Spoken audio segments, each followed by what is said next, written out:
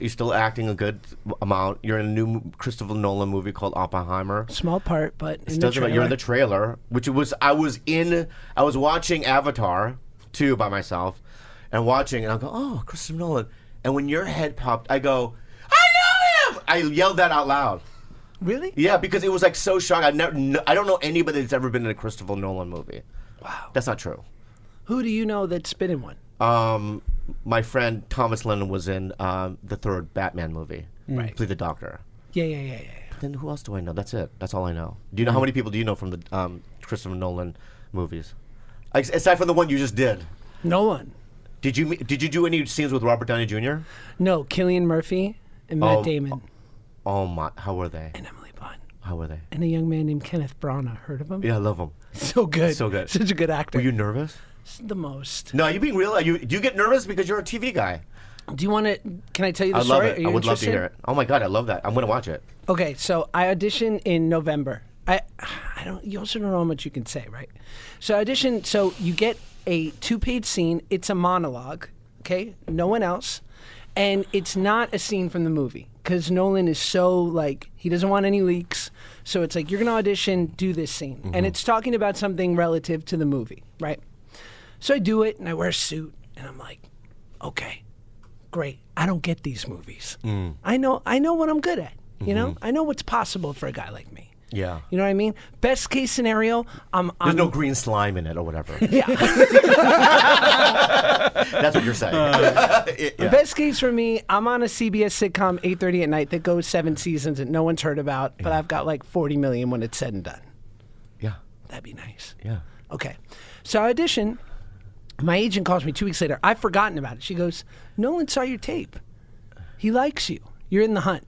I go, great. Wow.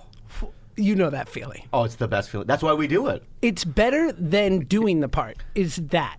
It's the only good part of it, of the whole thing. It's the only good Yeah, part. yeah. Because when it comes out, it's so disappointing. No one knows that you're in it and all that stuff. The worst. Yeah. Every 2 weeks now, from November to the end of January, you're still in the hunt. They're having meetings about you right now. They're casting. And then throughout this process, they're like Cillian Murphy, Matt Damon, Robert Downey Jr., Benny Safdie, Rami Malek, Gary Oldman. They all know they have it, by the way. Yes. They got the call day one. Day one. Yeah. And you're also like, there's no room for me. You're like... You listen to that cast, yeah. Yeah, you're like, oh, please. Like, they're giving 5-liners to Oscar winners. Yeah. And then I was like, and now I'm living in this place of like, do I bother my agent and be like, what's going on with that? Or do I continue to live in the fantasy that maybe it's going to happen? You live in the fantasy.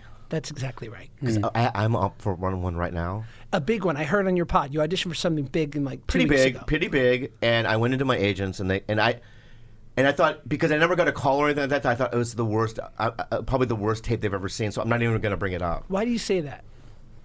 Just because if they don't call you and go, you know what I mean, say anything, I just feel like, you know what I mean, it's just something that we should forget.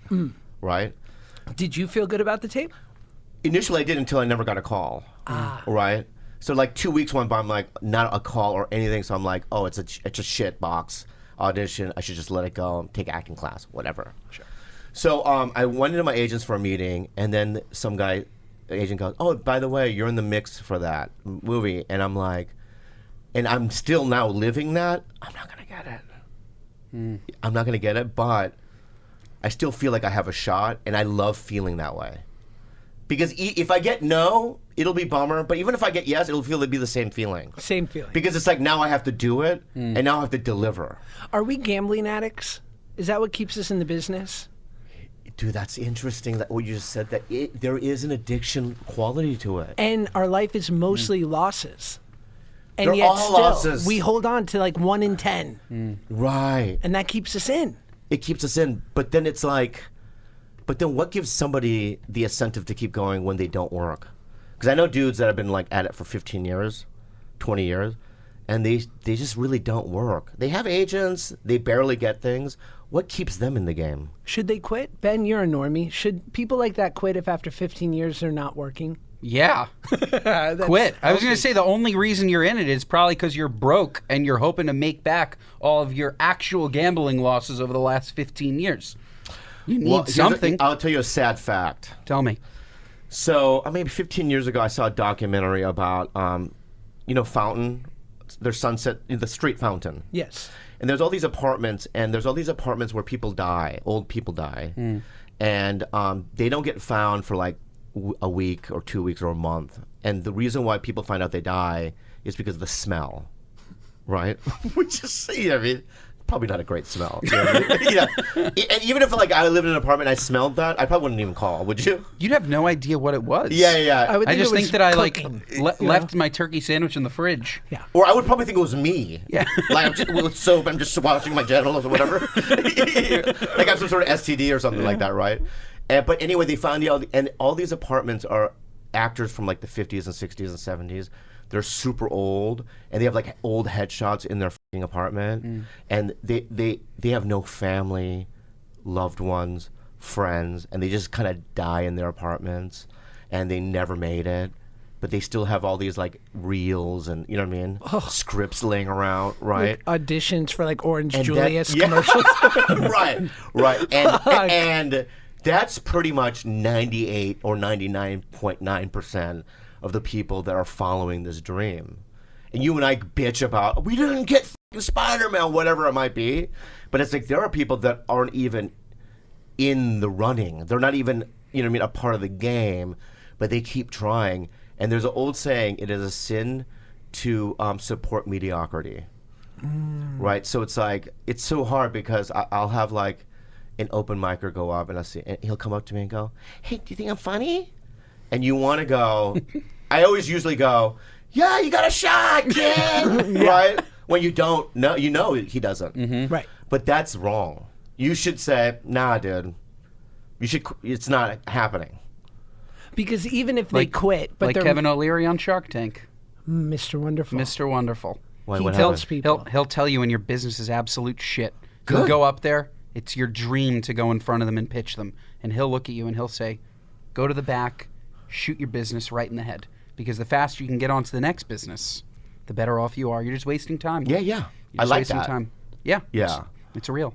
But have you also, Bobby, like Chris Rock has this whole quote of like, I don't think of you in anything other than time spent in the business. So if you've been at it for 10 years, I like you. 20, I love you. Yeah. And 30, I respect you. Yeah. Like at this point, I remember when I was a teenager and this kid I know was the star of Spy Kids. Not like the main Spy Kids guy, but like, not Meghan Trainor's husband, but like a tertiary. Thirdly, they were like, Robert got Spy Kids. It was it was the talk of acting class. And like, I've seen so many of those, or even like doing social media with like David Dobrik and all these people that have these moments and they're like, I'm fucking killing it. And I'm like, we'll see. Yeah. We'll see. Yeah. I mean, here's the truth is you can't maintain it the whole time, right? But it's like that whole wave analogy. You got to kind of stay out there, right? And if you can catch little waves. So there's certain people I see and I go, oh, that person hasn't worked in a while. But I think that they're just, you know what I mean, right now about to catch a wave, right? But there are just certain people that just they don't even know how to swim. They shouldn't even be out there, And yet, 'cause I don't want to be mean, and I want people to like me, and it's like I want, you know what I mean? I also want to encourage people, you know what I mean? Yeah, but at the say it here. Kill them here. I don't know. I can't kill everybody here, but it's like I think it does someone a disservice if you just pump these dreams into their minds and these hopes when they don't have the skill set to do it,